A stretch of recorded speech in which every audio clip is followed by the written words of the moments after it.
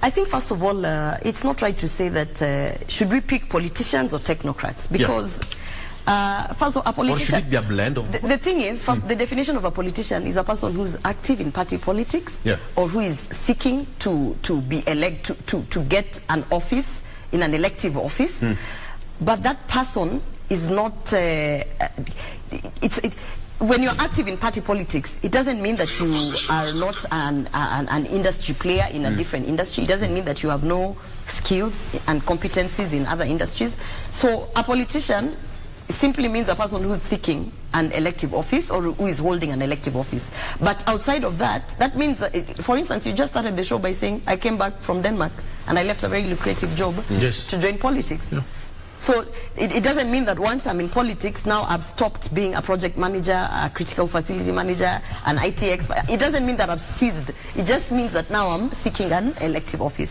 So it's a blend, because at the same time you need to get, when you talk about cabinet, you need to appoint people who understand the political vision.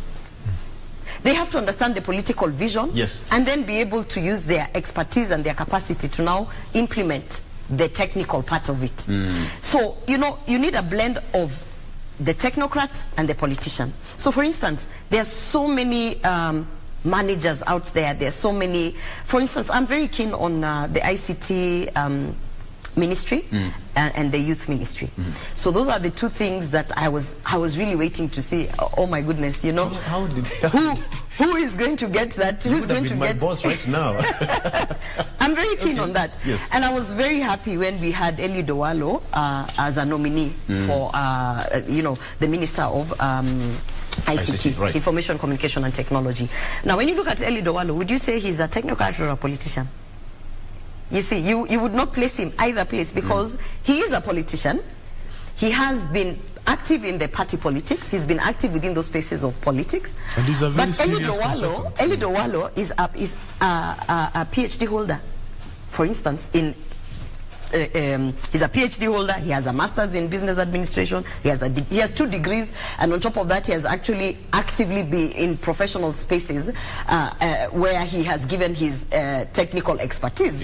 But at the same time, when we looked at the economic forums that were going around the region, particularly in Nyanza, I'm from Nyanza region, he is the same strategist who came together, brought the Nyanza leader together at that point, drafted the economic the regional economic bloc that we are going to use to implement the Kenya Kwanza manifesto in Nyanza. So in itself, you can tell that he is a person who is both a politician and a technocrat. And then now when you look at the background that he has in terms of leading the Ministry of ICT, he's squarely, in fact, the recruitment was done.